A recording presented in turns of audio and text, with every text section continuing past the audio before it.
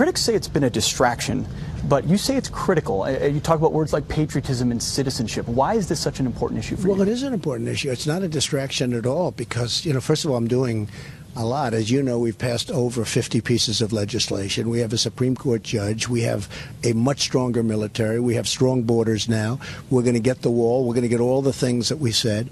And now we're going, as you know, today is the big day. We're announcing the biggest tax cuts in the history of our country. So there's been no distraction. But the NFL cannot disrespect our country. They cannot disrespect our flag or our national anthem. And they can't have people sitting down or kneeling down during our national anthem. And I saw this a year ago with Kaepernick, and I said, this is a terrible thing. I thought it was terrible. And then it builds up a little bit and a little bit more, and you see what's been happening, and then all of a sudden you see more and more and more. And I came out and I made a statement in Alabama the other day, and I said, I think it's very disrespectful to our country. And the world picked it up. And guess what? Most people agree with me. And the NFL's in a box. They have to do something about it. They're disrespecting, and when I say they, in a way it is they because they can stop it. They have rules for everything. You can't dance in the end zone. You can't wear the pink socks relative to breast cancer, which one of the places. They have rules for everything. Why aren't they honoring this country by enforcing a rule that's been in existence for a long time? So the NFL and the players really have to do the honor of the country. It's for the honor of the country. They have to respect our country. They have to respect our flag and our anthem. What prompted that in Alabama? Well, I have so many friends that are owners, and they're in a box. I mean, I've spoken to a couple of them. They say, we are in a situation where we have to do something. I think they're afraid of their players, you want to know the truth. And I think it's disgraceful. And they've got to be tough, and they've got to be smart, because you look at the ratings are going way down. The stadiums are...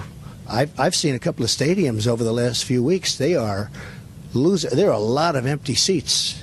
I couldn't even believe it. But when it comes to the respect of our nation, when it comes to the respect of our anthem and our flag, they have no choice. You have to have people stand with respect. Mr. President, we're here in Indiana. You're going to launch your tax reform plan in front of this crowd. Who is your tax plan intended to help? Really the working people. We say the working people, middle class, the people that really haven't been treated right, Pete, and they have been treated right, really for a long time, have not been treated right. Also, it's going to be for businesses where they're going to employ jobs, where they're going to bring in jobs. So it's for jobs. This is a tax plan for jobs and growth for our country. It'll be the largest reduction in terms of dollars of any plan ever in the history of the country, and it's going to be something very special. But it's really for the middle-income people, and it's for the working people, and it's for jobs. Are there any rates or brackets that are non-negotiable?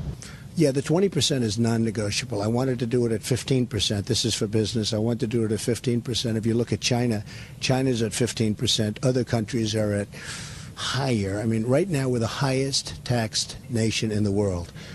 When I finish the plan, we'll be among the lower taxed, which is very good. I'd like to be the lowest, but you can't be the lowest. There are some that are ridiculous. But I wanted to be at 15. In fact, I was going to start at 15 and maybe negotiate up to 20. But the numbers really work at 20, so we're putting it in at 20, but we're not going to negotiate. Mr. President, the health care bill this week went down in the Senate. What about this plan makes you feel confident that it won't meet the same fate? Oh, Pete, the health care bill didn't go down. We have the votes. But reconciliation is a disaster. But as you know, it ends on Friday. So we don't have enough time because we have one senator who's a yes vote, a great person, but he's in the hospital, and he's a yes vote. So we can't do it by Friday.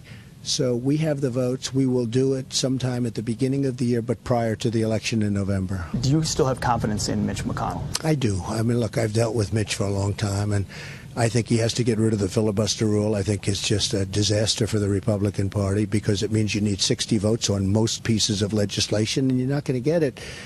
There are 270 bills right now sitting before the Senate.